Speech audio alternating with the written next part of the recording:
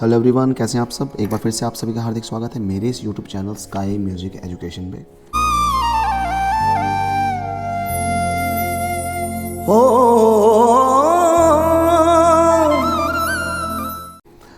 तो अभी हम बात कर रहे थे जो 12th क्लास का जो म्यूज़िक का जो पेपर होने वाला है, म्यूज़िक थियोरी का एग्ज़ाम। ठीक है, आपको पता ही है ये हिंदुस्तानी म्यूज़िक वोकल, ये होने वाला है आपका 5 मार्च को। तो आज जो मैं बात करने वाला हूँ वो है यूनिट 1.1 का आगे वाला जो क्वेश्चन है। लास्ट टाइम जो मैंने बात करवाई थी वो आपसे बात कर ली थी मैंने अलंकार के बारे में। अलंकार के बारे में मैं आपसे बात कर चुका हूँ। इसी 1.1 में काफ़ी क्वेश्चन है जो कि है कर्ण स्वर का, मींड, गमक। ठीक है, और भी कुछ क्वेश्चंस हो सकते हैं, लेकिन अभी जहाँ तक मुझे याद आ रहा है वो है कर्ण स्वर, मींड और गमक। तो ये वाला क्वेश्चन हो चुका है। आज मैं बात करने वाला हूँ कर्ण स्वर के बारे में, जो कि मेरा बहुत फेवरेट टॉपिक है, क्योंकि जब मैं गाता हूँ तो कर्ण स्वर का और मींड का, गमक का बहुत प्रयोग करता हूँ, और जहाँ जहाँ मुझे ज़रूरत पड़ती है मैं ज़रूर गाता हूँ इन तीनों चीज़ों को। काफ़ी अच्छा लगता है। इससे क्या होता है, गाना काफ़ी सुंदर हो जाता है, हमें अच्छा सुनाई देता है, इसकी सुंदरता बढ़ जाती है गाने बजाने की। तो ये किस चीज़ का पार्ट है, ये क्या है, ये होते हैं अलंकारिक तत्व। अलंकारिक तत्व। अब अलंकारिक तत्व क्या है, मतलब अलंकार का अर्थ हो गया, यहाँ पर हम बात करें अलंकारिक तत्व जो सजाता है, जो संवारता है। लास्ट क्वेश्चन में मैंने आपको बताया था कि अलंकार का अर्थ होता है आभूषण। आभूषण का अर्थ होता है जो हमारे शरीर की शोभा बढ़ाता है, लेकिन अलंकार संगीत की शोभा बढ़ाता है। संगीत, गायन वादन में संगीत की शोभा बढ़ा देता है। ऐसे ही अलंकारिक कुछ तत्व होते हैं। अलंकारिक तत्व, अलंकारिक तत्व वो होते हैं जो सुंदरता बढ़ाते हैं गाने बजाने की। तो अलंकारिक तत्व कौन कौन से हो सकते हैं। ठीक है, जैसे मान लो हम गाना गा रहे हैं, सीधा कोई फ्लैट गा रहे हैं, इस गाने के अंदर बहुत सारी चीज़ें होती हैं कि हम गा रहे हैं गाना, उसके बाद एक आलाप लग गया, ऊपर नीचे तक एक आलाप गया धीरे धीरे। ठीक है, कभी ताने लग गई, जल्दी जल्दी ताने लग गई। ठीक है, कभी मुर्की लग गई, फिर गा रहे हैं। कभी मान लो कर्ण स्वर लग गया या नीचे वाला कर्ण स्वर लग गया, तो गाना इस तरह से एक ग्राफ बना देता है। तो गाना कभी भी ऐसे नहीं होता।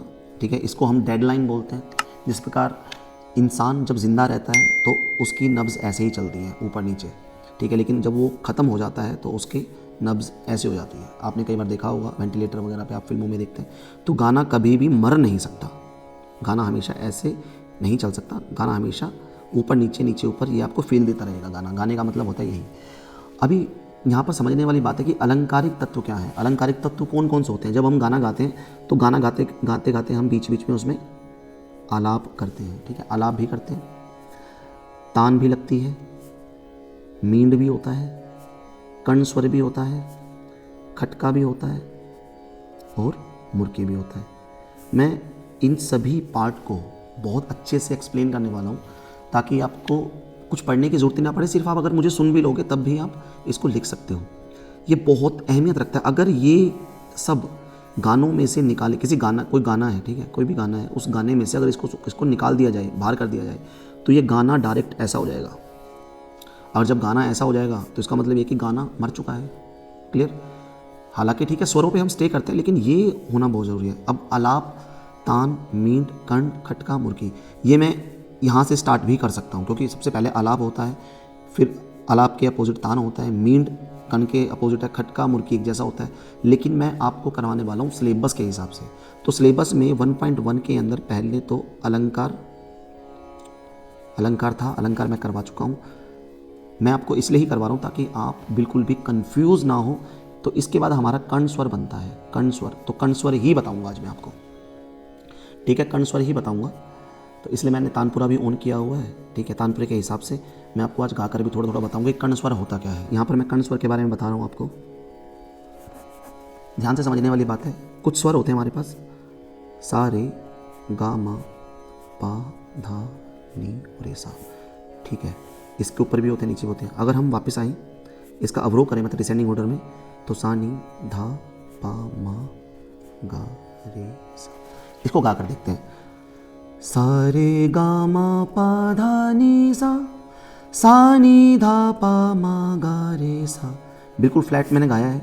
सा से मैं एक बार आरोह मैंने किया है और एक बार मैंने इसका अवरोह मैंने किया। तो ये तो हो गया आरोह। आरोह का अर्थ होता है असेंडिंग ऑर्डर, अवरोह का अर्थ होता है डिसेंडिंग, जब हम ऊपर से नीचे की ओर आते हैं, मतलब बड़े से छोटे की ओर।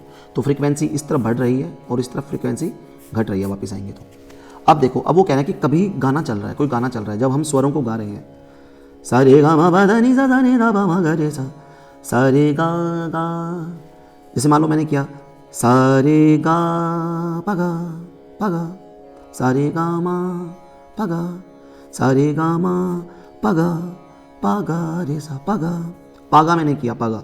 इसका मतलब है कि गा को ज़्यादा दिखाया लेकिन मैंने पा को हल्का सा दिखाया है। तो इसका क्या मतलब होता है, जब हम गाते गाते, जब हम स्वरों को गाते गाते, थोड़ा सा डेफिनेशन लिख देता हूँ, स्वरों को गाते या बजाते समय, स्वरों को गाते बजाते समय किसी अन्य स्वर को स्पर्श कर लिया जाए, स्पर्श। फॉर एग्जाम्पल ये कि मैं गा रहा हूं सा रे गा पा गा, तो पा को मैंने छुआ है और गा को मैंने गाया है। यदि हम किसी भी स्वर को गाते समय किसी दूसरे स्वर को स्पर्श कर जाएं, छू जाएं, तो उसको कर्ण स्वर कहते हैं, क्योंकि कर्ण स्वर का अर्थ होता है स्पर्श करना। स्पर्श करना, सबसे पहले मतलब आपको ये लिख देना है कि कर्ण का अर्थ होता है स्पर्श करना, छू जाना। यदि हम गाते बजाते समय किसी अन्य स्वर को स्पर्श कर जाएं, छू जाएं, क्लियर, तो उसको हम कर्ण स्वर कहते हैं। तो कर्ण स्वर लिखते कैसे, जैसे मान लो अगर आपने गा स्वर को गाया है और माँ स्वर को छुआ है तो माँ को ऊपर लिख दिया जाता है। इसका मतलब ये कि गा मगा मगा, माँ हल्का सा, मतलब सिर्फ टच करना है। अगर आपने स्टे कर दिया गा मा, इसका मतलब तो ये कर्ण स्वर नहीं है। कर्ण स्वर का अर्थ होता है हल्का सा छूना, स्पर्श, सिर्फ टच करना है आपको। अगर हम किसी भी स्वर को गा रहे हैं, गाते गाते किसी अन्य स्वर को छू गए, ठीक है, अगर देखो मैंने माँ के ऊपर पा लिख दिया, इसका मतलब है कि माँ को तो हमने गाया है और पा को हमने छुआ है, तो पा जो है वो है यहाँ पर कर्ण स्वर।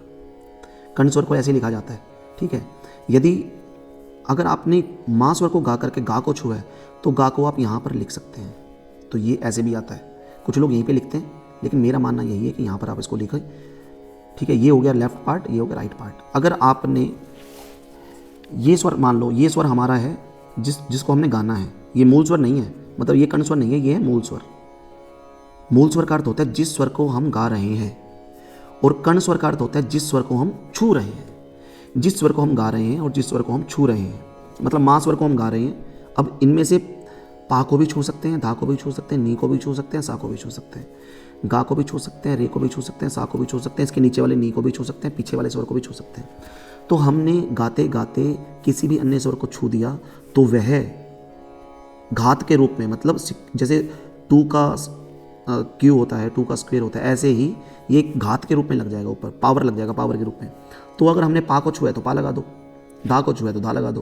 पा को छुआ है तो पा यहाँ पर कर्ण स्वर है, और माँ जो है वो मूल स्वर है। मूल, जिसको गाया जा रहा है वो मूल स्वर है, और जिसको छुआ जा रहा है वो कर्ण स्वर है। तो यहाँ पर हम बात करेंगे, किसी भी स्वर को गाते गाते अन्य किसी स्वर को छू लिया जाए, स्पर्श कर लिया जाए, तो वह कर्ण स्वर कहलाता है। तो कर्ण स्वर किसी स्वर को छूना होता है, ठीक है। कर्ण का अर्थ समझ में आ गया आपको, यह एक अलंकारिक तत्व है। अलंकारिक तत्व जो वो होते हैं, ठीक है, अलंकारिक तत्व। अलंकारिक तत्व का अर्थ होता है जिससे गाने बजाने की शोभा बढ़ती है। तो यहाँ पर अलंकारिक तत्व है कर्ण स्वर, और यह गाने बजाने की शोभा बढ़ा रहा है, उसको सुंदर बना रहा है, उसके अंदर फील डाल रहा है। तो कर्ण स्वर गाते गाते किसी भी अन्य स्वर को छू जाना कर्ण स्वर कहलाता है, ठीक है। इस बात को ध्यान से रखना। तो जो कर्ण स्वर है, ये कर्ण स्वर 2 प्रकार के होते हैं। एक तो होता है पूर्व लगन कर्ण, एक होता है अनुलगन कर्ण। पूर्व लगन कर्ण और अनुलगन कर्ण का मतलब क्या होता है समझ लो। पूर्व का अर्थ होता है पहले, अनु का अर्थ होता है बाद में, ठीक है। पूर्व लगन कर्ण, पहले लगने वाला कर्ण, ठीक है। तो जो भी स्वर हमने गाया है, मान लो यहाँ पर मैंने माँ को एक उदाहरण के रूप में लिया है, पा भी ले सकते हो, धा भी ले सकते हो, नी भी ले सकते हो, आप मूल स्वर को। तो जो भी स्वर हमने गाया है, इस स्वर के पहले वाले स्वरों को अगर छू लिया जाता है वो तो हो जाएगा पूर्व लगन कर्ण, और यदि इसके बाद वाले स्वरों को छुआ जाता है तो वो हो जाता है अनुलग्न कर्ण। तो अब आप ही बताना इन दोनों में से, और मुझे कमेंट सेक्शन में बताना कि ये क्या था, ये कौन सा लगन कर्ण है और ये कौन सा लगन कर्ण है। ठीक है, इनमें से मूल कौन सा है और इनमें से मूल कौन सा है, इनमें से कण कौन सा है और इनमें से कण कौन सा है। ठीक है, तो ये बताना है कि ये वाला जो है ये कौन कौन सी, ये कण स्वर है, ये भी कण स्वर है, ये मूल स्वर है, ये मूल स्वर है। तो इनको छुआ गया है, इन दोनों स्वरों को जो ऊपर लिखे हुए हैं। तो ये कौन कौन से कण स्वर है। ठीक है, ये आपको बताना है, क्या ये पूर्व लगन कण है, क्या ये अनुलग्न कण है, क्या ये अनुलग्न कण है या ये पूर्व लगन कण है। लेकिन इससे पहले आपको डेफिनेशन देख लेनी है। यदि किसी भी स्वर को गाते गाते उसके पहले के स्वर को छू लिया जाए, पहले के स्वर को, गा को, रे को, सा को या पीछे वाले स्वर को, तो वो कहलाता है पूर्व लगन कण। यदि बाद के स्वर को छुआ जाए तो वो कहलाता है अनुलग्न कण। ठीक है, तो इस तरह से मैंने आपको बता दिया है, बड़ा ही आसान तरीका है। कर्ण स्वर क्या है, अलंकारिक तत्व है जिससे गाने बजाने की शोभा बढ़ती है। जब भी गाने गाते बजाते हैं तो किसी भी स्वर को गाते बजाते समय किसी अन्य स्वर को आपने छू लिया है, स्पर्श कर लिया है, तो वो कर्ण स्वर कहलाता है। ठीक है, कर्ण स्वर कभी भी हो सकता है, आरोह में भी हो सकता है और अवरोह में भी हो सकता है। कर्ण स्वर दो प्रकार के होते हैं, पूर्व लगन कण, अनुलग्न कण। और कर्ण स्वर का लिखा कैसे जाता है, लिखा जाता है उसको घात के रूप में। घात के रूप में, घात का अर्थ होता है पावर, पावर के रूप में इसको लिखा जाता है। तो इस तरह से आपको ये करना है। और अभी जो मेरे पास नोट्स हैं, आप उस नोट्स को भी एक बार पढ़ लीजिए। मैं आपके सामने वो वीडियो चला देता हूँ, उसके अंदर बिल्कुल बता देता हूँ, मैंने वो वीडियो तैयार किया हुआ है और आपको ऐड करके बता देता हूँ, तो आप लोग आराम से देख लीजिए। कर्ण स्वर के बारे में जानेंगे। आज हम परिभाषा देंगे कर्ण स्वर की। कर्ण स्वर की परिभाषा कुछ इस प्रकार से है। गाते बजाते समय पीछे अथवा आगे के स्वर को स्पर्श मात्र करने को कर्ण कहते हैं। जैसे कि मान लो किसी भी स्वर को हम गा रहे हैं, मान लो कि आपने गा स्वर को गाया है, ठीक है, गा स्वर के आगे या पीछे के स्वर को स्पर्श करना हो तो उसे हम कर्ण कहते हैं। जैसे मान लो गा को गाते हुए रे को हम स्पर्श कर दें, गा को गाते हुए हम यदि उसके अगले स्वर माँ को स्पर्श कर दें तो वो स्पर्श करना कर्ण स्वर कहलाता है। ठीक है, जैसे मान लो कि अगर हमने गा को गाते हुए माँ को स्पर्श किया है तो हम कहेंगे कि गा के ऊपर माँ का कर्ण लग गया।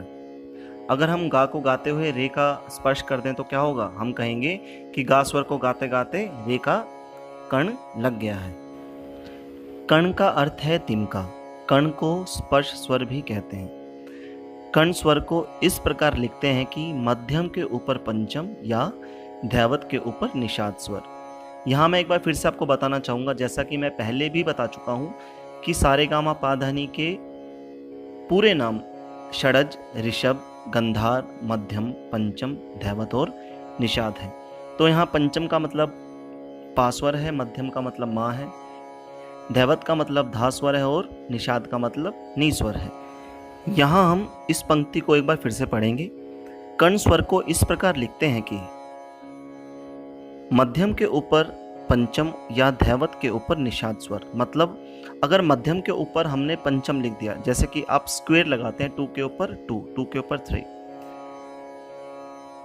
मध्यम के ऊपर अगर हमने पंचम लिख दिया तो इसका मतलब यह है कि मध्यम गा रहे हैं और पंचम का स्पर्श या कर्ण स्वर लग रहा है।